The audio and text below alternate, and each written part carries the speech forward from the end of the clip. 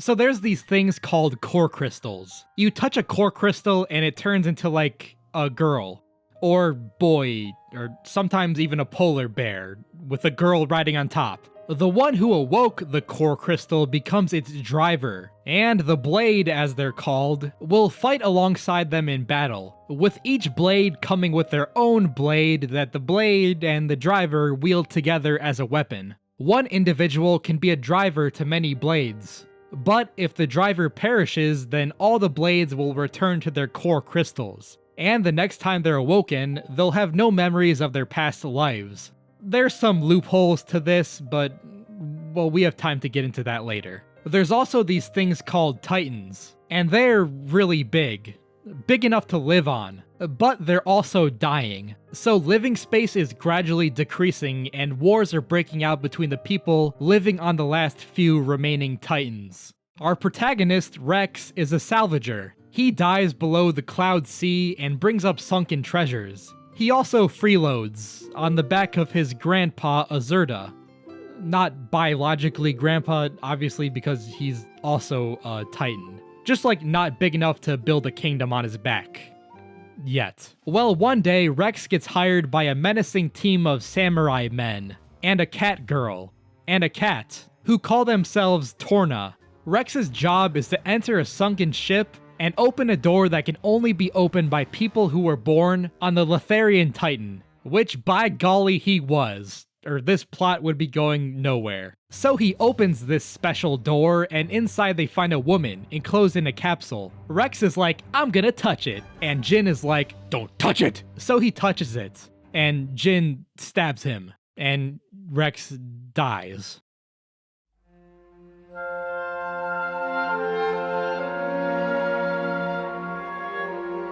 He then wakes up to find himself in a land of green fields that kind of looks like that old Windows 98 wallpaper before it got turned into like a wasteland. The girl, whose name is Pyra, is like, Rex, you can survive by becoming my driver. All you have to do is touch my core crystal, which just so happens to be placed on my chest. So Rex touches her core crystal and gains half of Pyra's core crystal, saving his life and becoming her driver. They snap back to reality, and Malos is like, he just became the Aegis' driver! And Rex is like, what's an Aegis? What's going on? What? And the game's like, hey, it's been 5 seconds since your last tutorial. Are you ready for a new one yet? Is this battle system complicated enough yet? The party escapes on the back of Azurda and land on the Titan Gormot, but Gramps was injured during the escape and reverts back to his stage 1 evolution. Well, guess we're not building a kingdom on his back anytime soon. They then find Nia and her blade Dromark, and she takes them to her hometown, but is still wanted by the police due to being a member of Torna until like 5 minutes ago, and so she gets arrested by soldiers from the Titan Mor Ardain. Rex and Pyra escape and get helped by a Napon named Tora, a mechanic that built his own artificial blade called Poppy, who he programmed to be able to transform into older versions of herself, while simultaneously wearing more revealing clothing. Listen, Ricky at least got Napon booty, had 12 kids, and didn't have to create his own girlfriend out of nuts and bolts. I think we know who the superior Napon is. The party breaks Nia out of prison and set sail across the Cloud Sea, their goal being Elysium, atop the World Tree, which is the last place of solid ground on Alrest. Rex's dream is to reach Elysium and bring all of humanity with him, so that they can survive the Titan's extinction. Pyra also wants to go to Elysium, but so she can meet with the mysterious godlike creator of the Titans called the Architect, who supposedly lives at the top of the World Tree. Her reasons are pretty vague, but her chest is big, so who cares? However, the World Tree is currently being protected by a giant robot worm thing, and to make matters worse, their ship gets eaten. Hey, it's the Titan from the box art. Inside the Orion Titan, they get their butts kicked by a mercenary named Vandham, who then joins the party. Hey, wait a second. I don't see him on the game's box art. Well, whatever, maybe they ran out of room to put him on there. Vandham takes the crew to the capital of Uriah to meet his old war buddy Cole, a blade whose driver is Amalthus, the leader of the Indol Titan. Flashback time, and this is Xenoblade Chronicles, so get comfortable. There's like 5 hours of them. Amalthus was once a wartime healer who saw so much evil that he became jaded and climbed to the top of the world tree in an attempt to meet God and find some answers about life. However, all he found were 2 core crystals that he snagged for himself and brought back to Alrest. He tried to awaken one of them, however his hateful heart tainted it, and the blade Malos inherited Amalthus's wickedness. I mean, his name is like a vowel away from straight up being Malice, so I have a hard time believing he was going to be good either way, but whatever. In an attempt to stop Malos, Amalthus gave the other core crystal to Adam, Prince of Torna, like the Titan Torna, not the future extremist group that stole the name. Meanwhile, Laura and her blades Jin and Haze are traveling the lands helping villages that were destroyed by Malos, and adopting orphan children like a young Mikhail, when the group runs into Adam and Mithra and their adopted orphan child Milton, as the 2 parties agree to team up. They're later joined by the leader of Mor Ardain, Hugo, and his blades Brigid, as well as one of those crappy Tron dudes you get from a common pull from the Blade Gacha, and even Minoth joins in on the royal jumping of Malos, who is currently planning to smash all of his space mechs into the Titan Torna. Thankfully, Mithra is able to unleash some of her true powers and defeat the angry purple guy. Unthankfully, their epic battle resulted in massive damage to Alrest, causing Torna to sink below the Cloud Sea, as well as the death of Mor Ardain's leader. And Milton too, I guess, but who cares about Milton? To avoid causing another calamity with her OP powers, Mithra transforms into a less powerful red-headed persona she called Pyra, because her core crystal is like one of the 3 CPUs used in a supercomputer that created Alrest, so she can do whatever she wants. But we'll get into that later. Just know that the Aegis are playing with like console commands. Adam then sealed Pyra away inside a Tornan ship that was sunk below the Cloud Sea, with an ancient seal that only people of his bloodline could open, like Rex at the start of the game.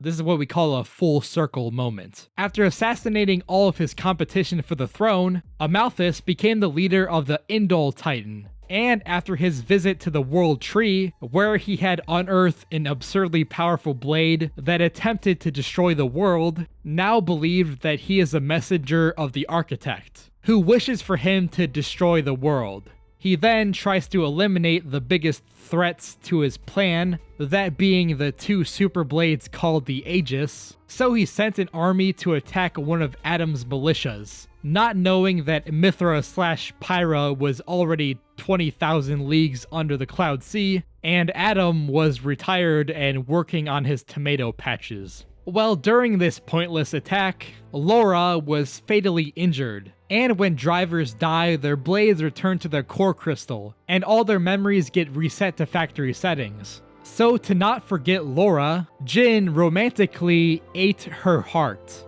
becoming a flesh eater. Flesh eaters are blades that consumed a driver's cells, and can subsequently live after their driver's demise, as well as bond with other blades and become a driver themselves. So maybe eating people is a good thing.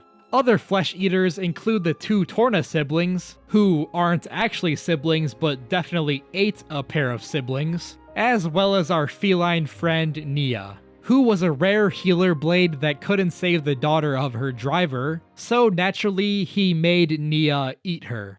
After the war, Amalthus seized control of Haze's core crystal and implanted half of it inside himself, becoming a blade eater.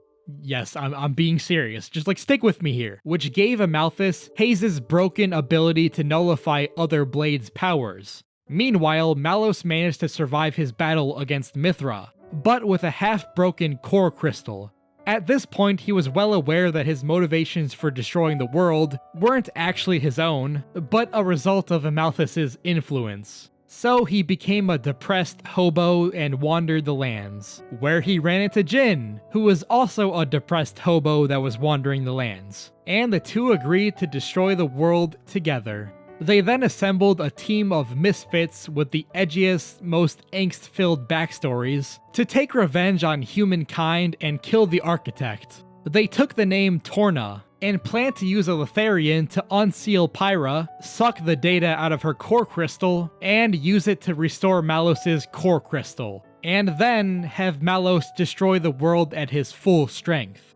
Oh hey, we're still at this point in the story, huh? Anyways, Cole gives them his old dagger to show to Amalthus to gain his trust, so he can tell them how to get past the robot worm. However, the party encounters Malos alongside his nerd buddy, and get defeated. Vandham is like, "I'll sacrifice myself, using my hidden technique, which involves stabbing myself to break the ether link with their blades. Rex, grab the others and escape." And Rex is like, "No way, I'm gonna charge straight at them. It's definitely gonna work this time." Okay, guess I'll just die then.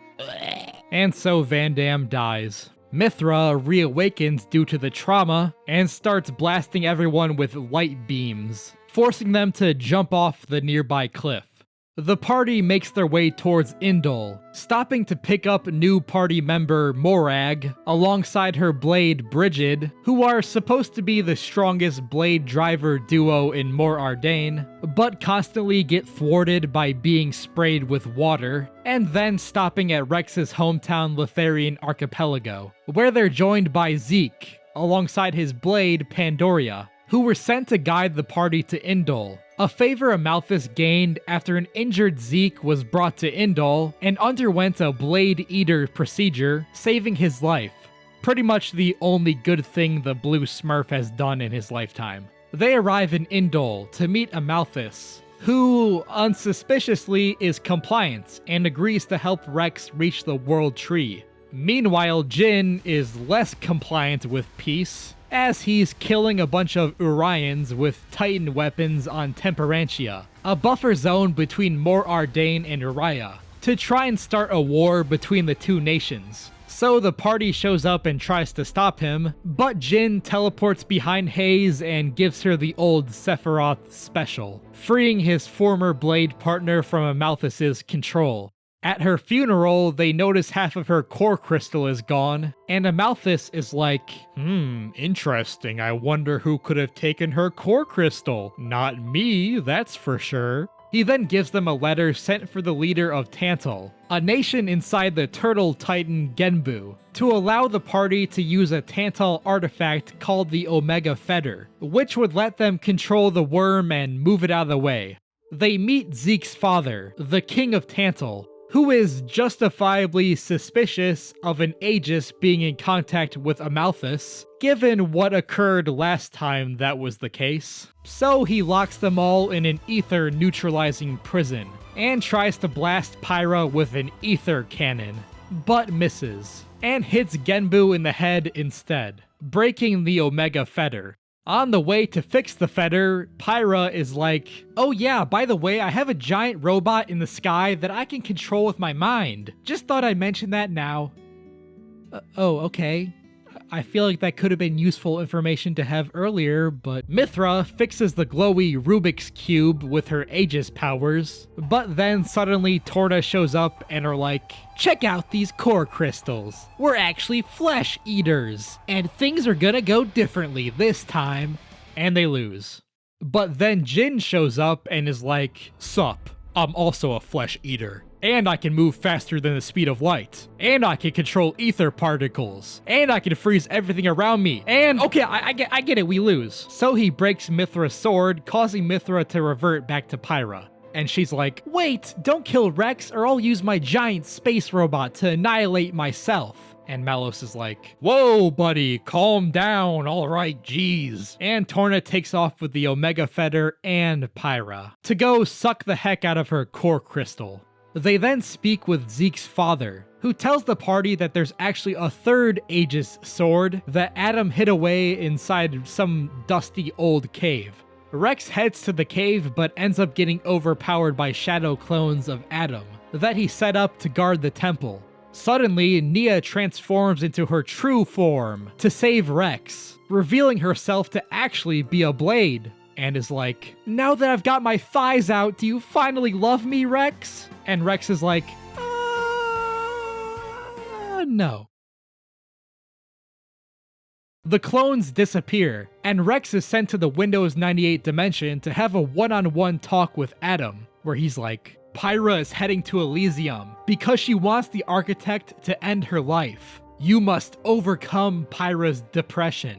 Talk to her, love her, take her to therapy." And Rex is granted the true Aegis blade, but it disappears. Because the true Aegis blade was the friends we made along the way, and the friends we'd friend-zoned along the way. The party reaches Malos, and Rex is like, "Pyra, I'm going to take you to therapy, so come back to life, please!" And Pyra comes back to life, but in her true form.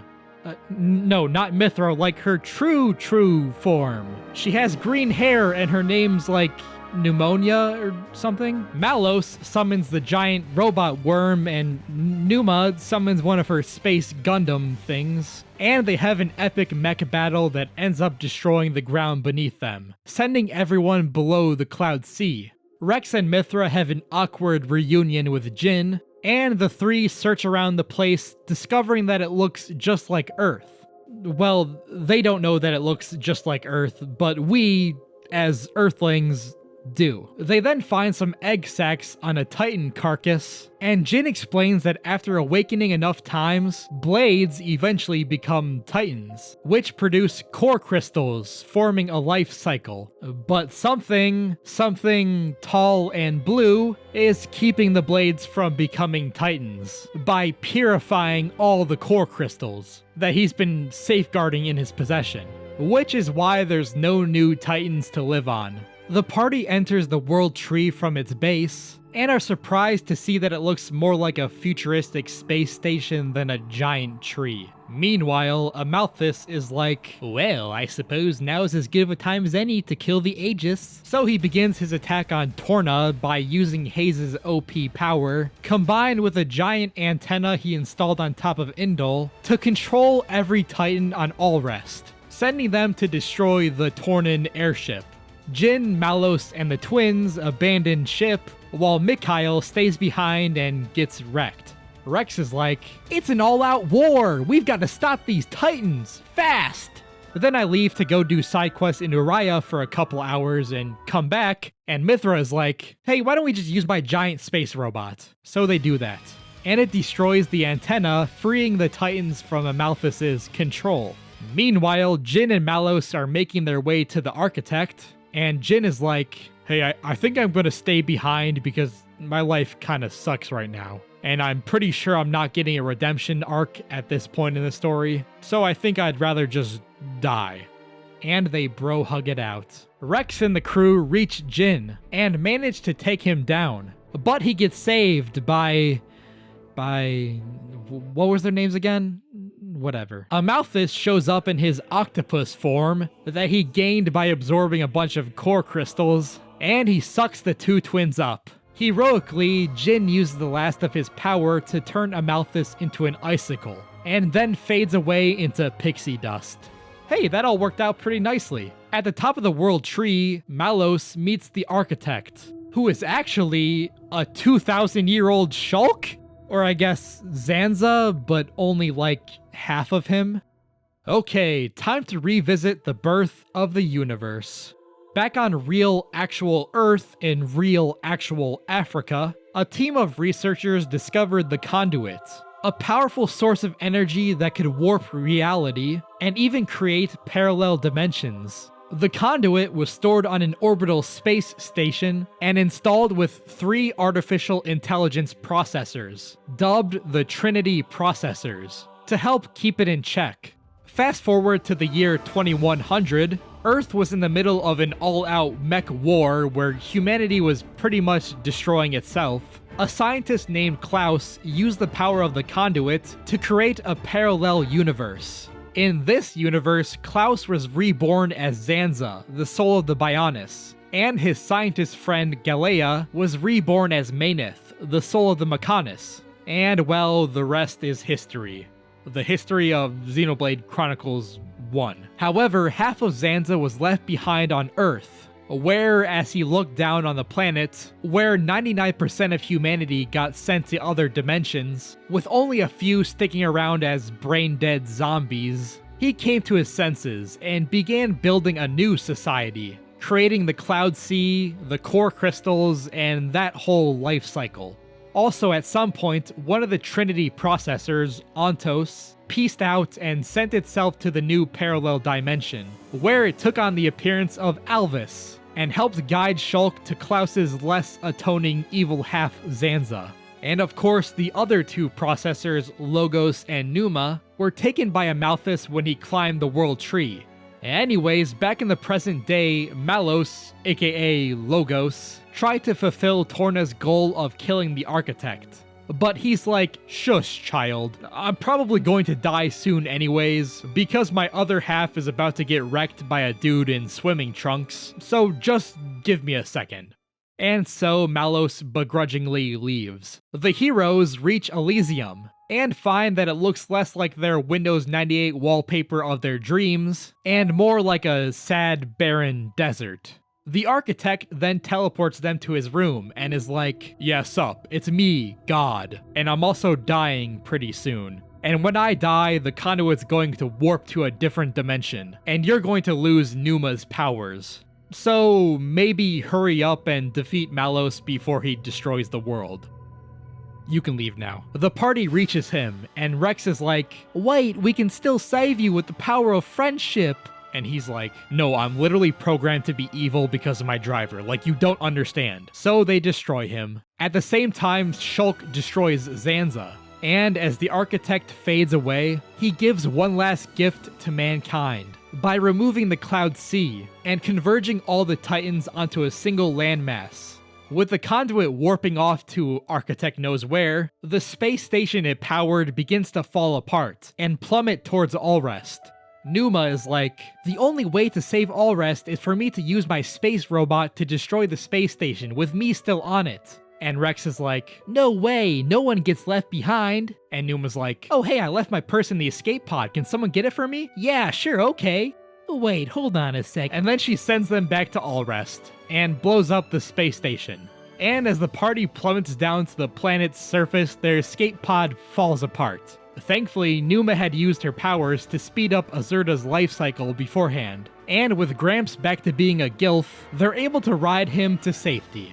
As our heroes soar over the new real ocean, they see the last gift the Architect left them. All the Titans converging, forming one unified continent. Their Elysium. The last day with you. Oh wait, there's a post-credit scene? So as they're flying over their new Elysium, Pyra and Mytha emerge from the core crystal they gave to Rex, but now as two separate beings? Alright, we brought your waifus back to life. Are you happy now? Now go buy those $300 figurines. Thanks for watching. If you're still confused by the plot, please understand that the cutscenes of this game total more elapsed time than the entire Lord of the Rings trilogy. And I'm talking extended edition. If you have a game or a series you'd like to see me cover next, then leave it in the comments below. If you enjoyed the video, then subscribe so you'll know when I post more videos. Thanks for watching, and hopefully I'll see you next time.